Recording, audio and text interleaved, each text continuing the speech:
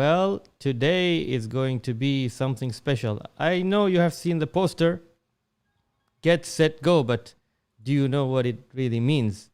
What do we mean by Get Set Go? What is it about? Is it race? Is it marathon? I don't know. I have no idea. Hatim, how are you doing, brother? Good. What about you? I'm doing very well, man. Where have you been? It's been a long time. I'm around, still alive. Alhamdulillah. Still Alhamdulillah. alive. Still alive. Yeah, I want to ask you a question, man. Yes, go ahead, shoot. What do you think of the idea of flying this helicopters or planes through remote control in the car, racing car? If for example you have been seen by someone doing that, playing with this, what do you think people's reaction would be? Honestly, I would love to do that, but Mm-hmm. I know our community, maybe they're not used to seeing someone like me with white beard playing around with cars and drones and planes. Uh-huh. But I think there's nothing wrong with it, and why not? We should feel younger. We should follow our passion, our heart, and let's do it, man. Do Okay, you know man. anyone That's who can teach me how to fly um. helicopters or remote control cars or anything? Well, just a few days back, I got to know this one gentleman who does it all. You wanna meet him? Really? Yes, man. Yes, sure. Let's go. Okay, let's go, man.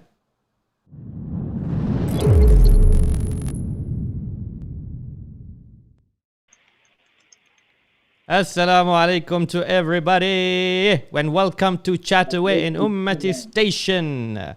Guys, you have to subscribe this channel, and if you have not subscribed, just do it right now and click on that indication button so you get all the notifications.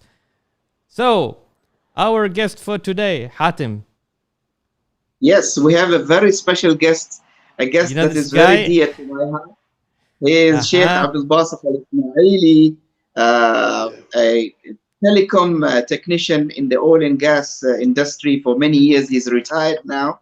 I've known him for so many years and tried so hard to bring him to our show. And finally, we got him on the show. Sheikh ABDULBASIT is a special individual. So, first of all, Assalamu alaikum, Sheikh ABDULBASIT. Assalamu alaikum. Alaikum salam wa rahmatullahi wa barakatuh. Alaikum salam wa rahmatullahi wa barakatuh.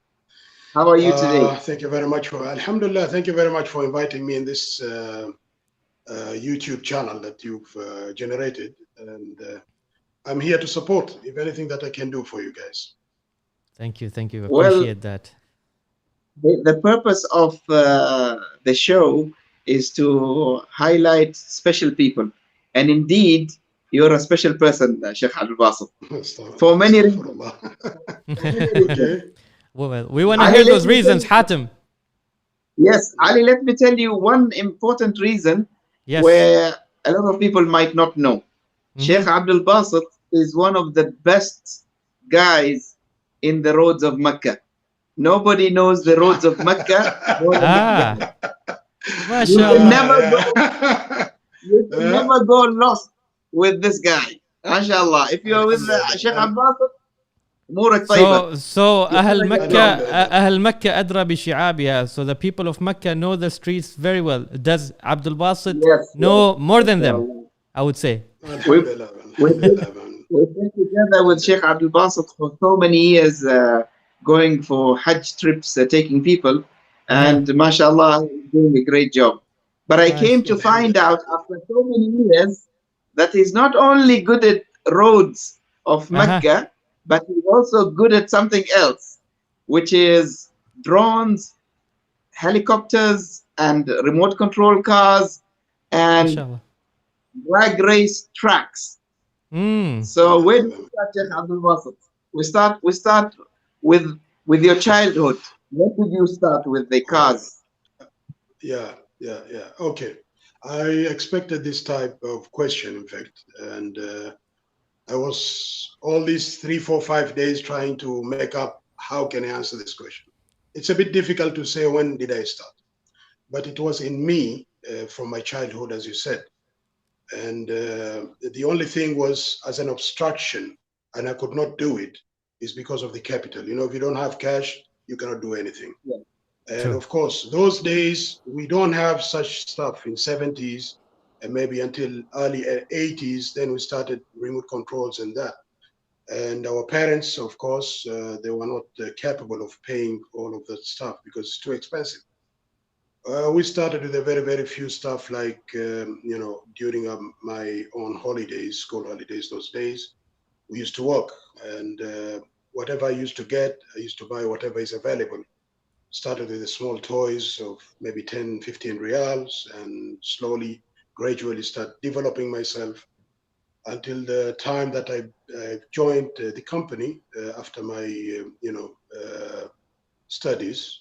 I joined the PDO in 1989. And from there, I started buying something which is really expensive. But of course, at that time, again, it was very, very expensive because the toy wasn't really cheap. Started with RC models, the cars, and then from there, developed slowly because I like remote controls, from cars to helicopters to racing drones. Yeah, this is kind of a... Did you buy them, Sheikh Al-Basit, you bought them in Oman, or you had to order things from abroad? Yeah, that's one of the very important questions that I have to answer as well. Of course, in Oman, we used to have a shop, which is Muscat Pharmacy before. They used to sell all this stuff. And then because of the business wasn't really going very well, they decided to stop. And we had to bring these things from Dubai. That's the only closest area.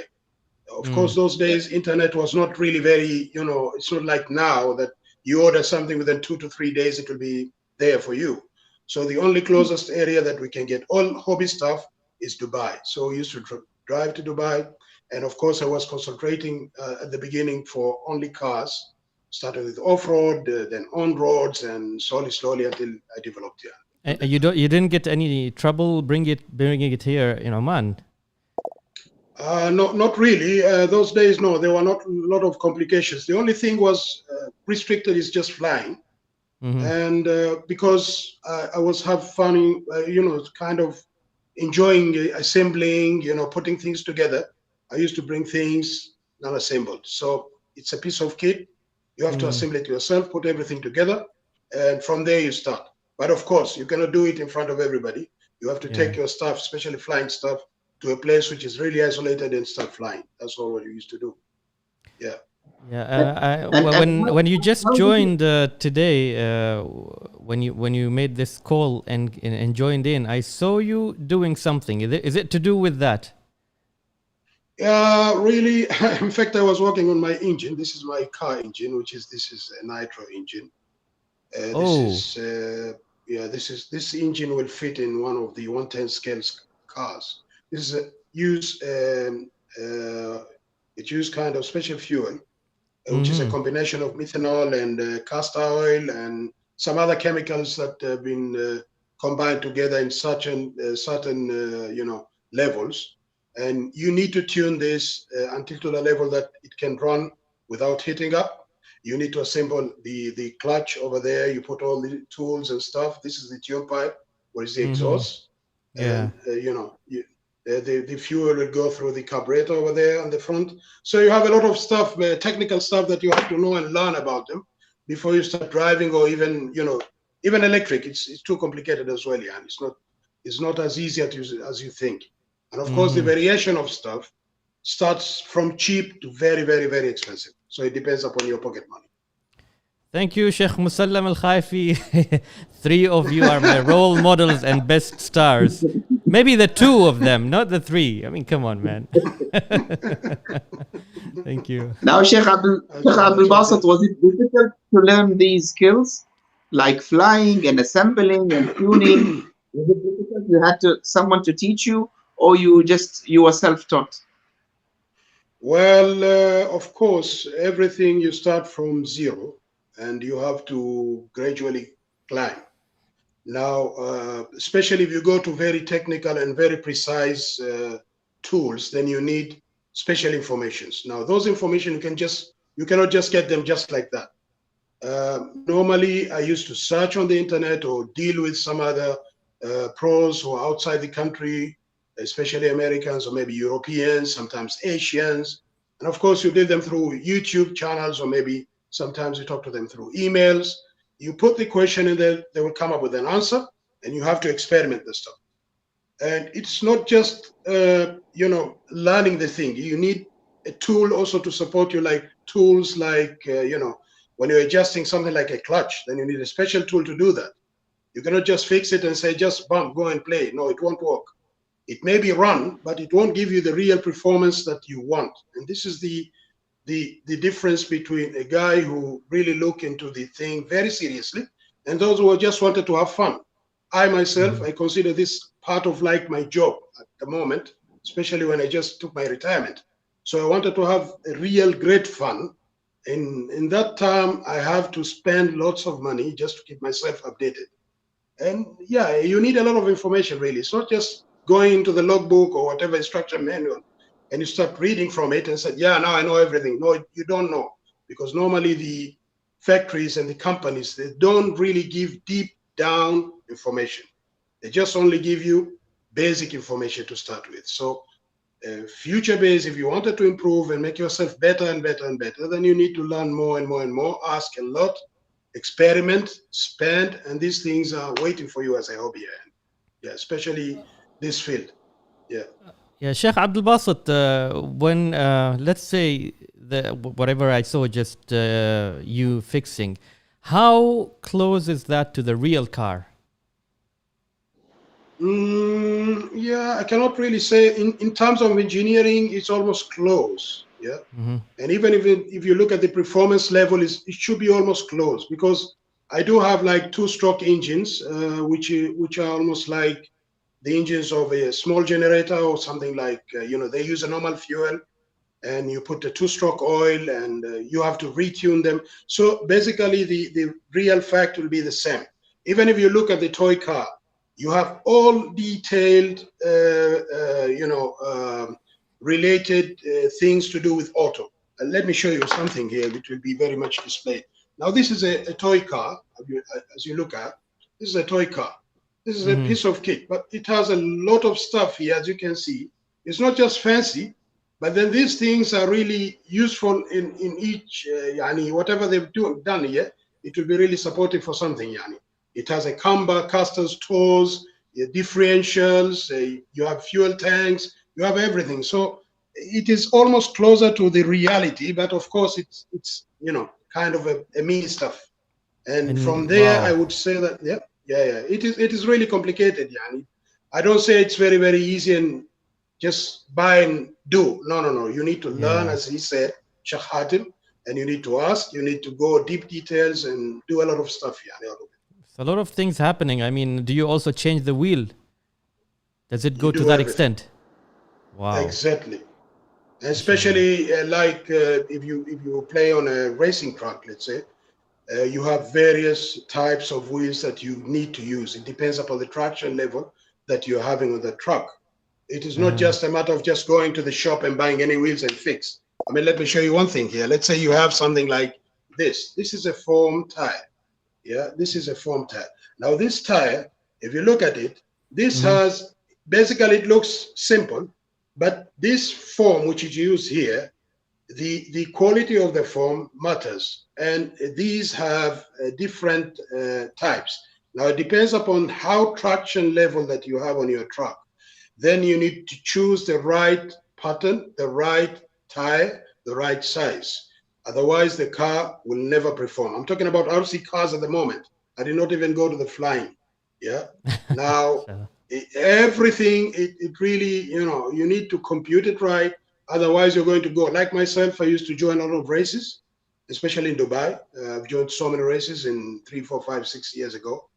And because of epidemic now, we could not even go out of Oman. But now, alhamdulillah, we have our own racing truck that we are waiting, inshallah, if things go well, then we will do a real international race.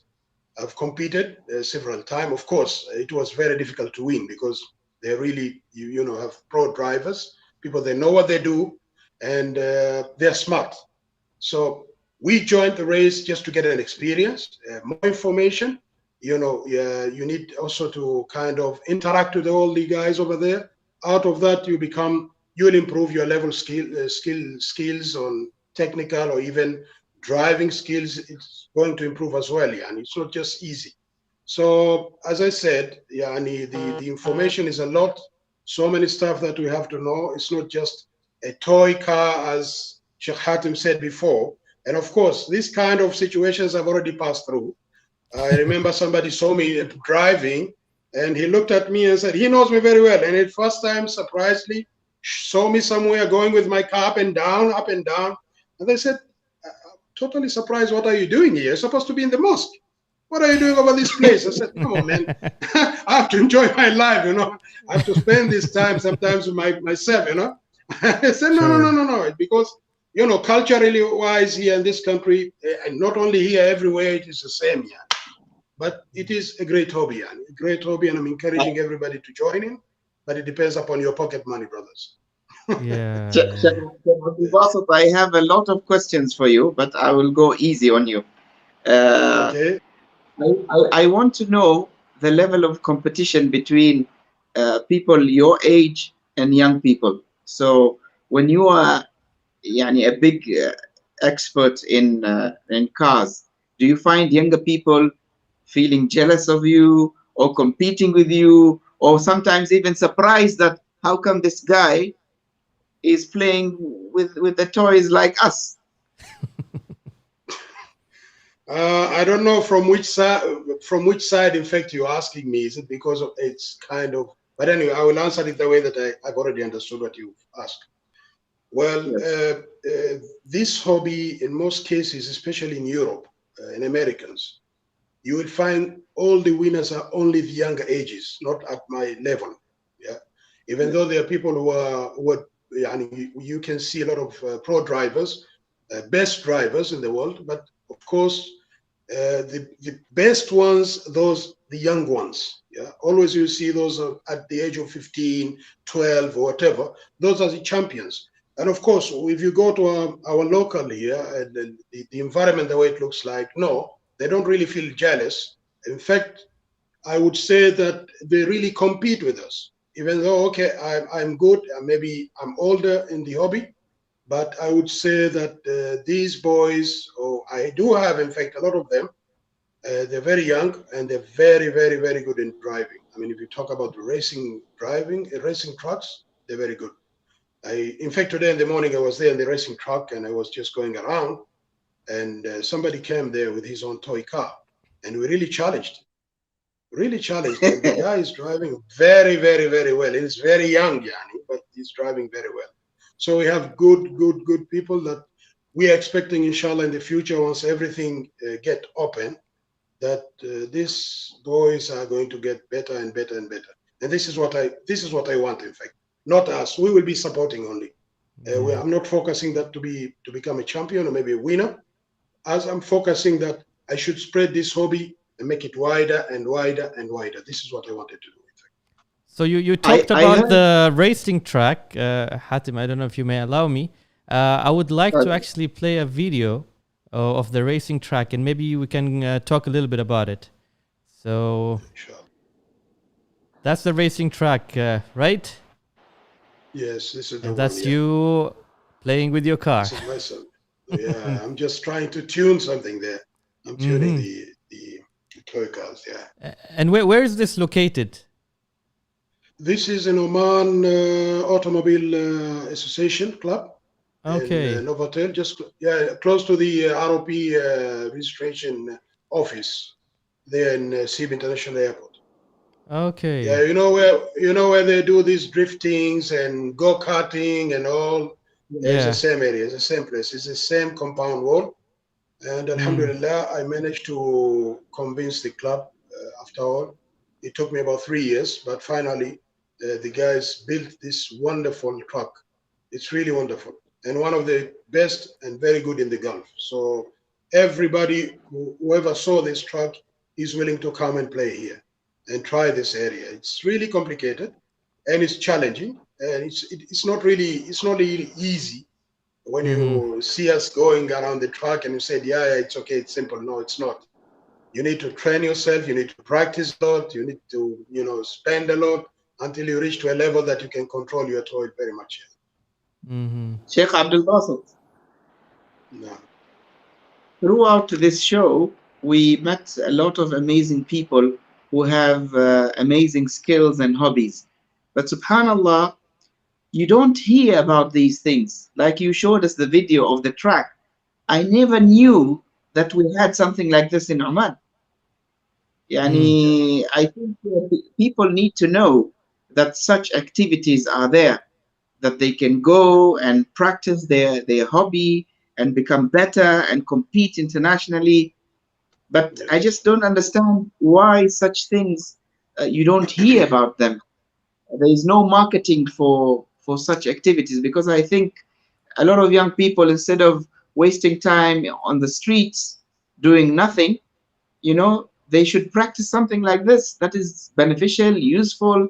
They can represent Oman in competitions. So I don't Exactly. know what seems to be the problem. Well, to begin with, of course, the racing track wasn't there. It was finally constructed, I think, last year when we went through the requests and suggestions to the club, and the club accepted to do that. It took about 3 to 4 months until the racing track got completed, and they did not yet do a promo for that. They're working on it because it's kind of a commercial. Then it's not just open place that everybody can go and do that. Of course, they've spent lots of money in building the track. That was not our expectation anyway, because I was expecting only simple stuff that will be done over there. And as you can see, we have everything almost at the track. I mean, you can use it at night and you can use it at the daytime. And we have all the facilities, PowerPoints. We have our own stages. We have our podiums. Everything is there. So they really spent lots of money to do that. And I'm expecting, the only thing which has obstructed us to not to really advertise about it is we don't want to make a lot of big gatherings at the moment, especially at this situation that we have. Yes. It will be against the rules in this. But of course, everything once goes normal, then I think the club will take the initiative of, advertising the place. And of course, many people are coming there in most cases. They come and watch, see us the way that we do. They ask a lot of questions. And of course, I can as well, I don't say that people, they shouldn't come. Of course, we want everybody to come. And we want everybody to come there and have put all their skills, and we wanted to teach everybody. But as I said, because of the present situation, I don't really recommend, and I don't really want to see a big number of people over there. So instead of we continuing, it will be blocked, or maybe the government will do something that will not allow us to continue again, until further notice.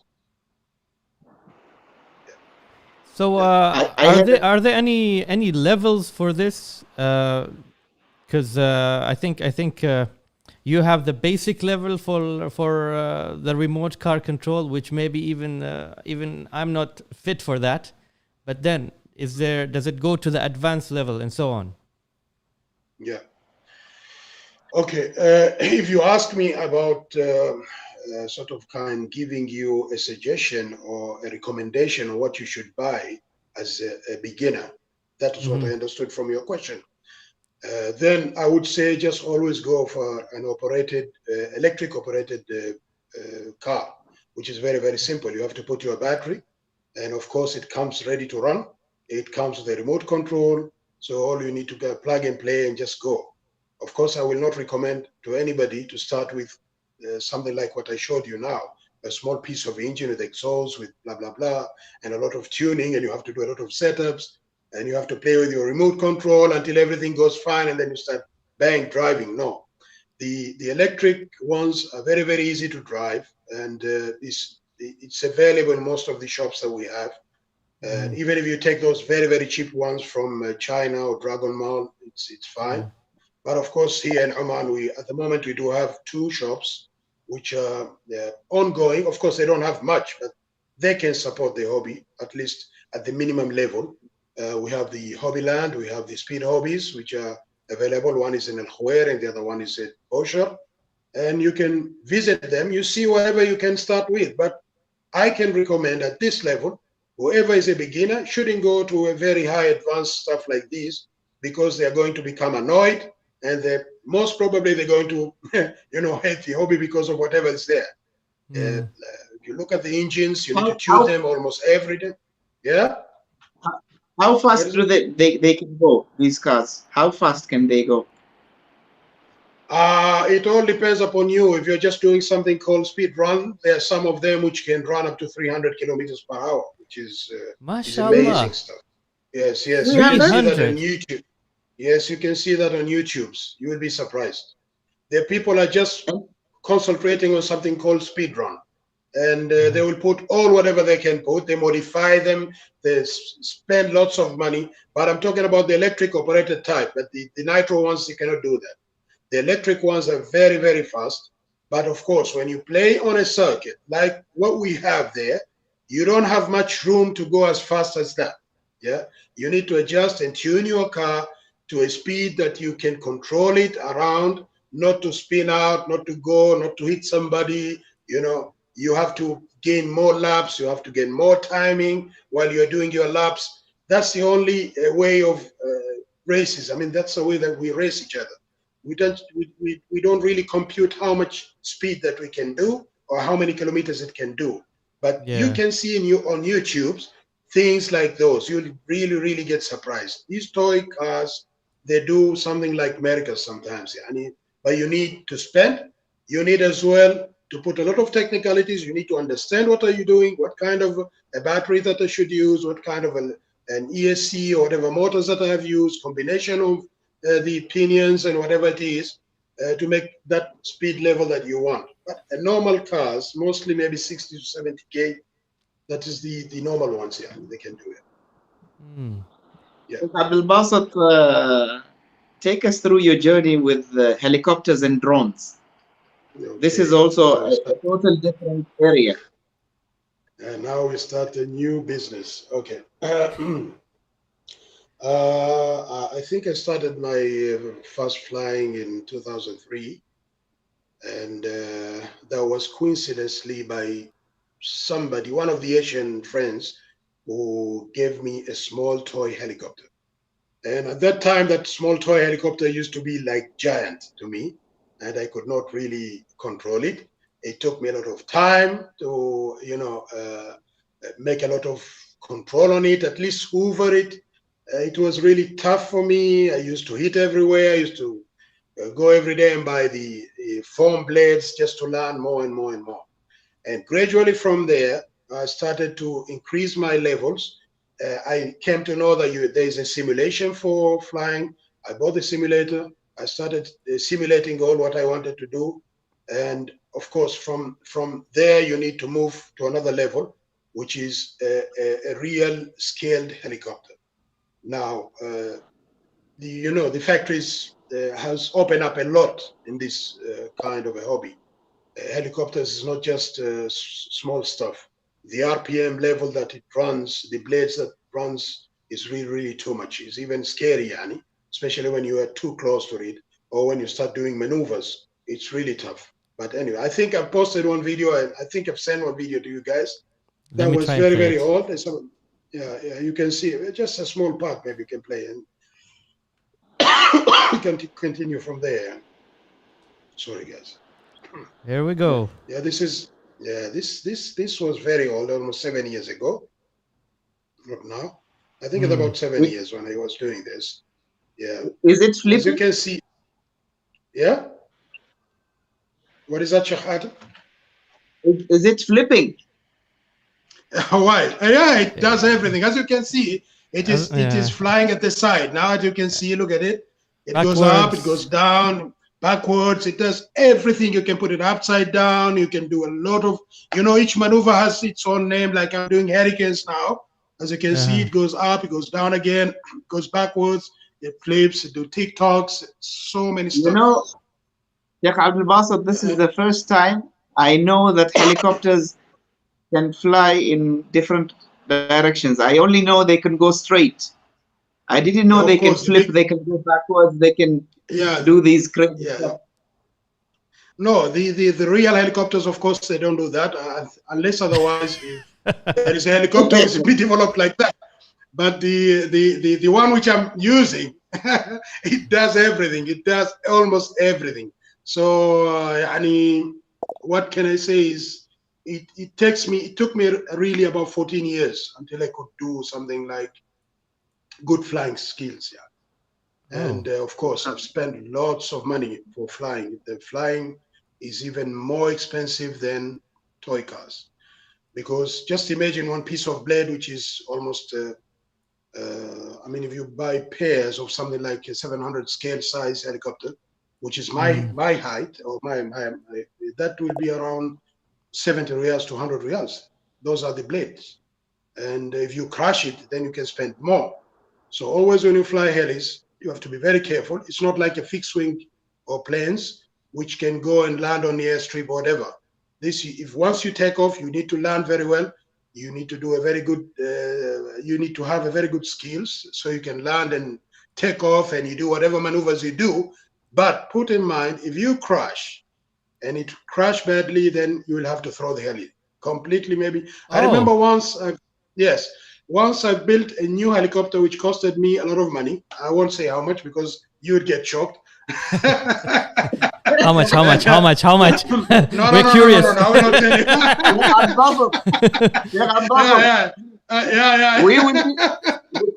We will be shocked, or your wife will be shocked. No, my wife, she got news about that. She's okay. but people will be shocked outside. my wife, she's already fine. She knows about the amount of money that I'm spending on my hobbies. And that also will secure her and not getting another second wife. So she's motivating me to go and buy the helicopters. Oh, no. She's encouraging me to do that. So I went and I built the heli, and I said I'm going to do a break-in or do a trial on it, and I went to Jifnen. That is the only area that we used to fly, and it's an open space in an airstrip, which is an old one. And suddenly, while I'm doing maneuvers, I lost orientation and it hit the ground, and I could not stop it because it started jumping up and right and left and blah blah blah until it completely ceased. And when I took that heli, it was completely apart. There was nothing remains, and I had to take it and throw it in the dustbin. Costed me a lot of money, but there was no choice. I mean, it's better to leave the helicopter to get crashed and lose it than losing your life. And for your information, I don't say people not to fly it, but it's one of the flying objects that people have to be very, very careful.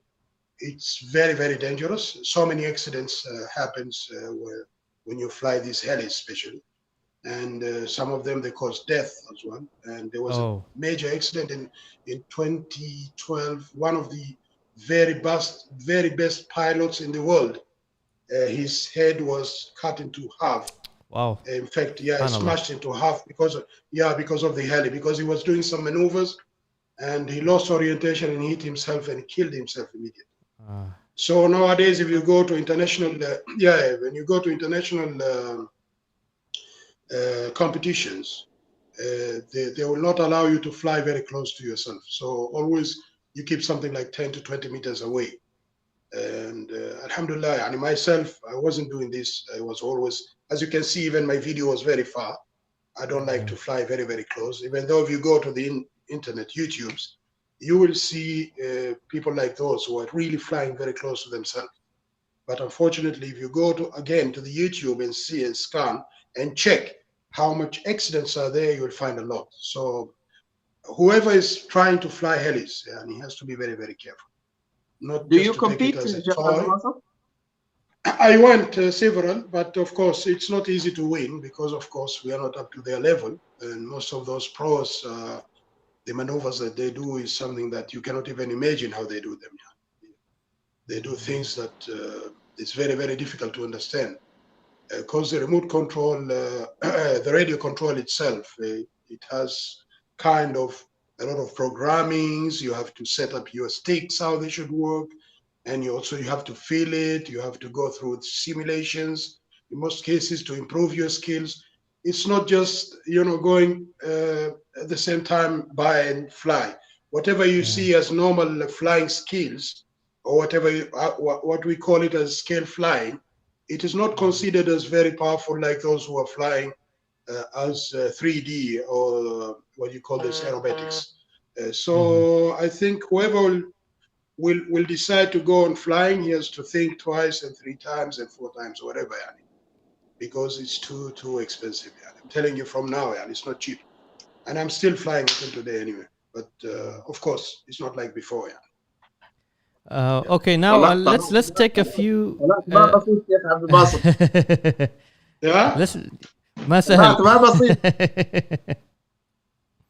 Which is Yeah. So let's take a few comments from our viewers here, starting with Ahmed Al-Maskari Munawwar, Sheikh Abdul Basit. I think you might know him.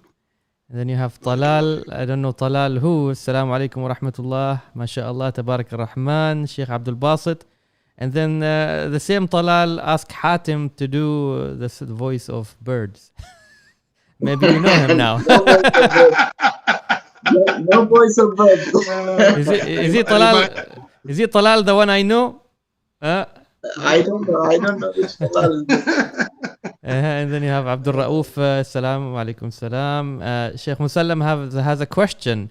What is the current legal requirement? And if someone bought drones before the rules, what should he do now? So before the rule has been applied.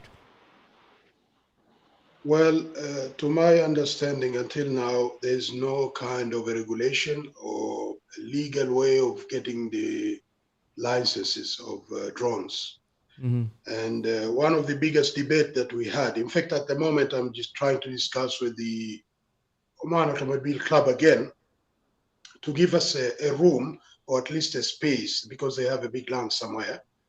And it's still under discussion. We've not yet finalized it. That they have to permit, because that club is under a legal, area or whatever you call it. Yeah. I myself went to visit one of the, decision makers here in Amman, and unfortunately, it was straightforward told that there will be no licenses for this stuff, even though they advertise and say, but that is only for companies and businesses, but it won't be for hobbyists or private, or somebody can just buy and go and do it. But you will find many of those who are just buying and go and fly whatever areas.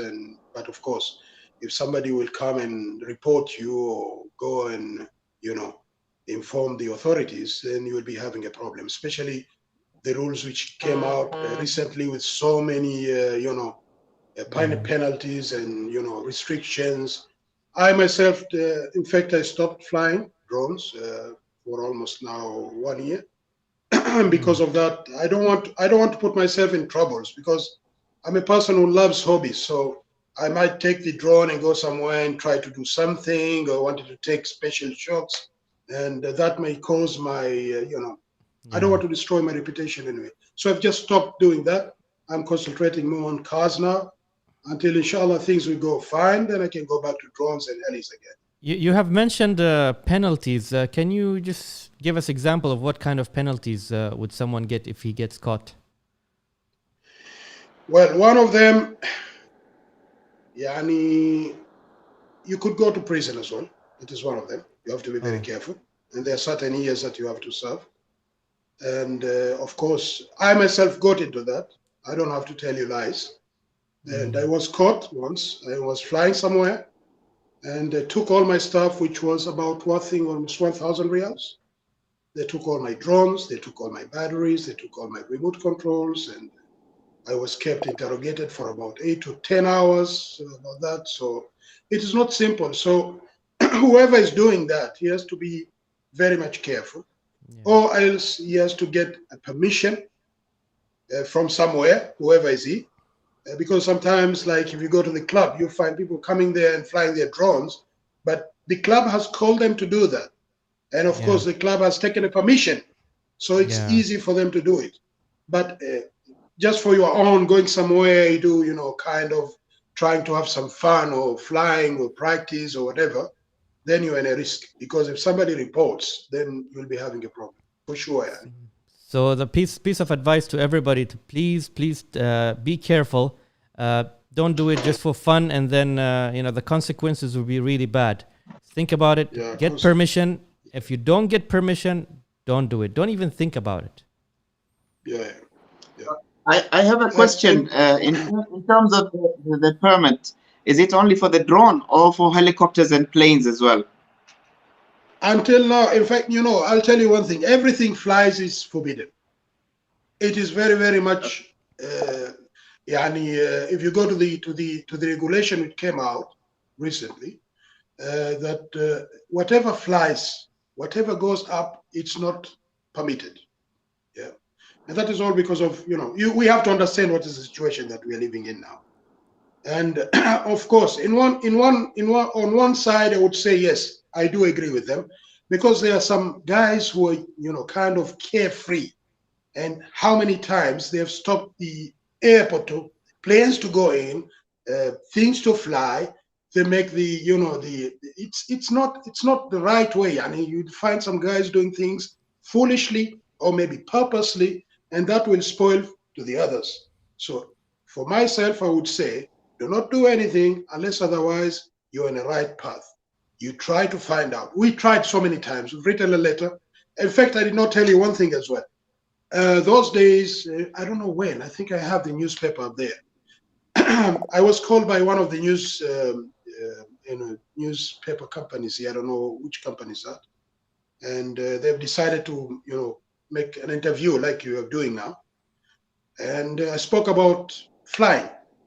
And I was requesting to get a sponsorship as well, get a real right way or legal way to allow hobbyists to do the hobby in a safe way like any other country. Yeah, they're flying. I think the second day after that newspaper came out, the second day I was called.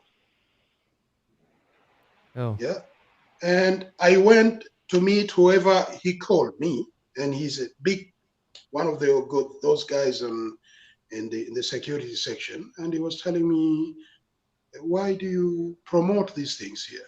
And it is not allowed. You shouldn't do this.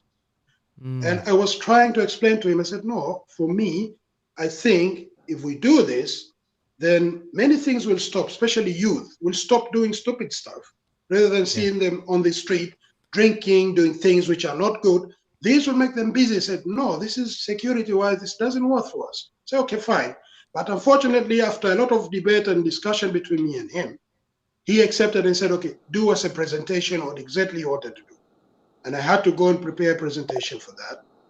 And I went to the same guy, and I was supposed to go on a higher level than him to do that presentation and explain to them exactly what is the consequences if we do this kind of a hobby.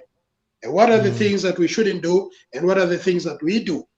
And even I requested to a level that, guys, give us a piece of land. That land will support us, and you put a kind of a regulation. Whoever goes out of that land, he has to be given kind of a penalty, or you pull off his stuff, you do whatever. But there should be kind of a regulation that everybody has to follow. Like any other country, you cannot go and fly outside the place. You have to go to a particular area, you fly, and you go back home. And this is the way that we should do it. But unfortunately, it wasn't really accepted. And then drones came in, and slowly it got developed. In fact, drones were easy in Haman. Nobody was asking about them.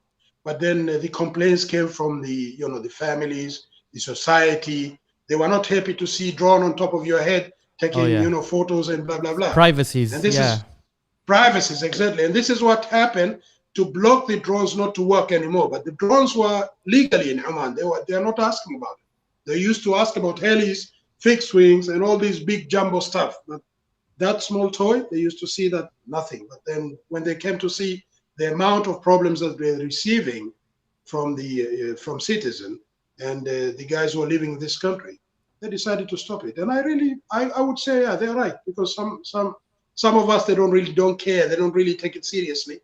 They're not so, kind of responsible of knowing what the action can cause later on. Yeah. We Now, have Sheikh a Abdul comment, Basit, Hatem. We have a comment by Hafiz al-Rawahi. There was an incident outside of Oman where a drone interfered with airborne commercial flights. I think Civil Aviation Authority has interest in this. And then he mentioned that the best solution is request authorities to allocate areas for drones hobbyists. That is a long-term request, and I don't think so that can happen. To my because it did not start today. We've tried and tried and tried, and I wish that can happen. Yeah. And it may be, but if it would be supported by somebody from there up there, yeah, I can agree with you that it can be. They can allocate somewhere and people that can do the hobby. But Exactly. for now, I think it's tough. It's even tough than before. Even if you go to those countries which are the drones are permitted, you need to get licenses. Yeah. Now I saw one of the YouTube channels and one of the guys who are flying drones, and he's having almost 3, 4, 5 licenses to be allowed to go and fly. So it's not easy. It's not cheap. It's not you have to pay for it. You have to consider whatever you do. It can be harming you, so and harm the other guys. So you have to be careful. Yeah, it's not easy. I think they need. I mean, the government has to relook into this. Not because we like hobbyists love to fly and we love to play and blah blah blah, but I think because we need to secure our youth here in this country, especially what I can see now, everybody's out of control. Yeah. Yes. And the only thing to make them go right is to keep them busy. And how we can keep them busy is just to put something that they can use their brains and they can use their hands and they can work so hard to reach into that level. Yeah. Like you look at this toy and say, yeah, this is just a piece of toy that you're spending money for it. But I'm telling you that it's not easy to make this run. It's you need science. to learn, you need to do. Exactly. It's a lot of science and physics and blah, blah, blah. It's a lot of stuff, man. It's a lot of stuff. Sheikh Abdul We Basit, have one more Hatim from Abdul Rauf al-Barwani. Sorry.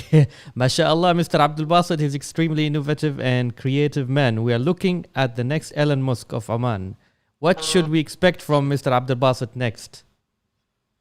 Subhanallah, that was my question to Abdul Basit. Abdul Rauf took it. Yeah, what is next?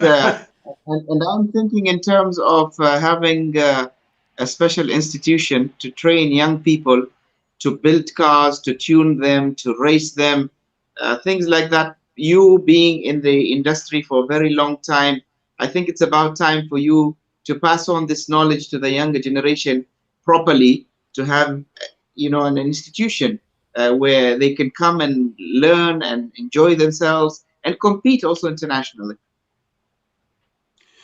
Yeah, inshallah, that is one of my ambition really. And when just things goes back to normal, especially after this epidemic, then inshallah these things will be there. And at the moment, in fact, I give a lot of support to whoever wants to get a support from me, either through WhatsApp or you wanted support when I'm there at the club or anywhere. Whatever I do, I can give to everybody. And of course, it's for free. I don't take even single penny, Nani, at this moment. Maybe later on, I'm going to make it as a business. But now, it's not. It's just free. Now that you're retired, you need every single penny. Yes. That's an not at this level. Ali, let me tell you something. Yeah, go ahead. Someone told me that Sheikh Abdul Basit is not only specialized in remote control cars, he's also good at real cars. Yeah. Is that true, Sheikh Abdul Basit? In what way? Yeah. And he had a very special Honda Civic. Exactly. Okay, I'm curious to know now. انت فاكر انا ما في معلوم؟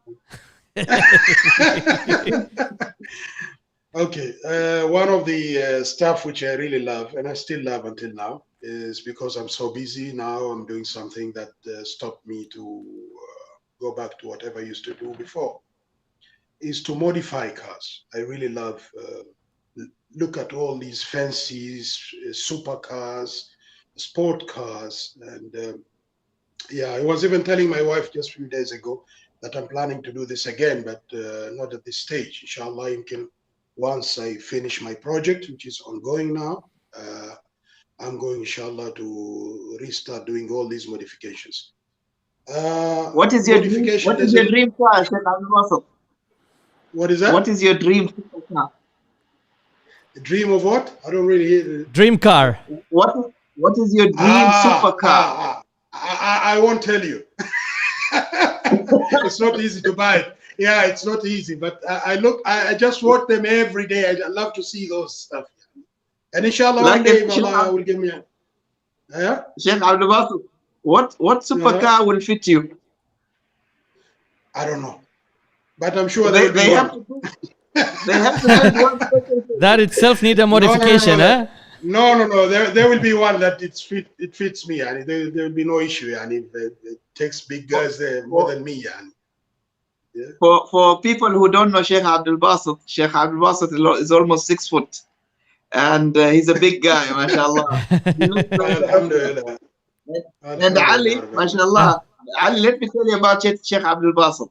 Yeah. Sheikh Abdul Basit was a bodybuilder. What? And he used to terrify people in the neighborhood. You know why? You know why? Why? He used to lift his own car. This guy. Yes. Seriously? Yes. Seriously? Yes. Yeah. Yes. Wait. Yeah. I'm sure it's a Starlet or smaller than that. Mini. No. No. A real car. What are we talking Real about? car. What are we talking about? Which car? Now, if you remember, we used to have these sedan cars, Isuzu Aska. If you heard about it. Yeah. Yes. It looks like a Honda. I can say Honda. What do you call this? Accord, something like that. Accord. Yeah. The same size. Yeah. I used to lift these cars as easier there, and yes, I was a bodybuilder. Luckily that you reminded me, I was a bodybuilder. Even my son now is a bodybuilder. Started, and he's so huge. Yeah. Like father, like son. Yeah. He's getting a lot of fun. Yeah. But What is that? Ali, you know, Ali, Sheikh Abdul Basit might be 6 foot and looks like a wrestler. Like mashallah, he has a very soft heart.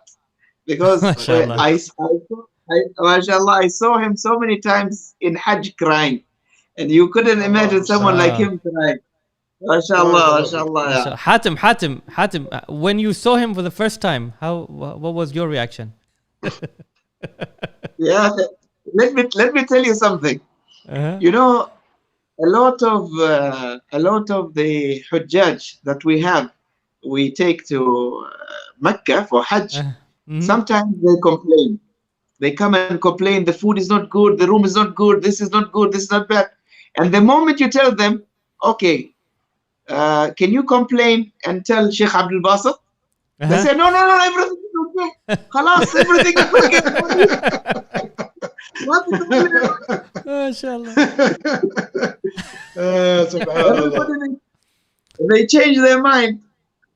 So when during Hajj, do they actually stand behind you when you go to Tawaf? Do they right behind you so they don't avoid all the people pushing them? Not really. I don't even go to Tawaf, subhanallah. I leave everything to Sheikh Hatim and the group. I mostly stay in the bus, that's all. He knows very well anyway. Sheikh Abdul Basit, tell him the story. Tell him the story when you went to Jamarat and then these two Nigerian guys.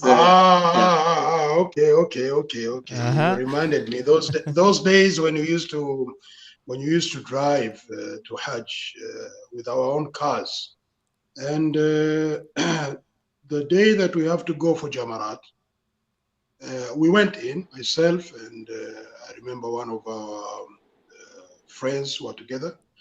And he was behind me because my body was so big. So, okay, you go front, I'll be behind you immediately. I say, yeah, fine. So when I reached the area that I have to throw the stone, there was one Nigerian taller than me, bigger than my size. He put his hands in between my hand and left me off. And that guy, when he saw like that, he started running instead of throwing. And he took me all the way from inside to outside. and I had to. Yeah, it was a big challenge. What? Yeah. He took me, and I could not touch the ground. I remember until today, and that guy, when he saw like that, instead of doing whatever we planned to do, and he was already there, start running away because he thought he would be the same action will be for him as well, And that day, I don't really forget. He reminded me now, but that one will remain in my mind. Subhanallah. Subhanallah. So yeah, Subhanallah. Now, على كل حال, I really enjoyed having you guys, and I did not think that I'm going to spend all of this time talking. A long time I did not speak. I did not present anything, especially after going out from PDO. Of course, as Sheikh Hatim said, I used to do a lot of presentations over there. But of course, if you don't practice, you lose whatever you are used to do. Ali, there is someone, I don't want to mention his name. Before the show, he said, "Ya akhi, my English is broken. I cannot do the show." Yes.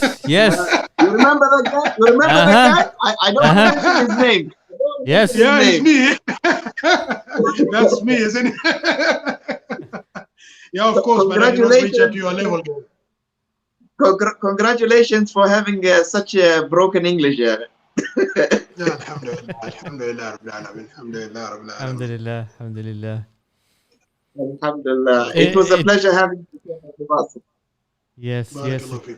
We really enjoyed it, and I think it's an eye opener for many of us. And I think that's another way out for with the youngsters or people in the older age to actually join such activities, and don't just say, we don't have anything happening in this country. We have a lot. Exactly. And this is one of those examples. So thank you very much for the inspiration and motivation. And we learned from you.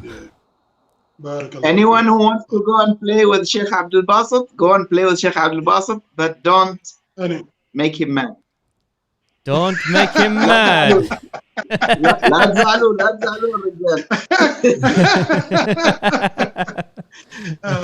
But you said I have a soft heart, so don't worry. Don't look at my body. Yes. Look at the heart. Look at the heart. Thank you very much. Ahsant. And maybe one day, inshallah, after Corona, we'll come and try the cars. Inshallah. Anytime. Yeah, waiting for you guys. Anytime. Inshallah. Allah khair. Ahsant. So, brother. Yes. That was yet another interesting episode with interesting ideas. And I think we have so many things in the list, huh? Starting from what? Yeah. Golf to playing games to, I don't know, hiking. A lot of things. Got a long list, man, and we haven't done any of them. We need to catch up, Ali. We need to catch up, man.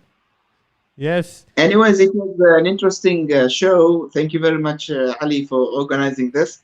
And this just made us realize that there are a lot of amazing people out there. We just need to highlight all these amazing people and what they do, because they are a treasure for this country. And we having the platform of media, I think it's our job to highlight these special people, inshallah. Inshallah. And please, for our viewers, like and share this episode. And if you have not subscribed to, please do subscribe and hit that indication button so you can get all the notifications from Ummati Station. Thanks to all our viewers. Thanks for your comments. It was very useful, and keep it up. Salamu alaikum. Alaikum salam.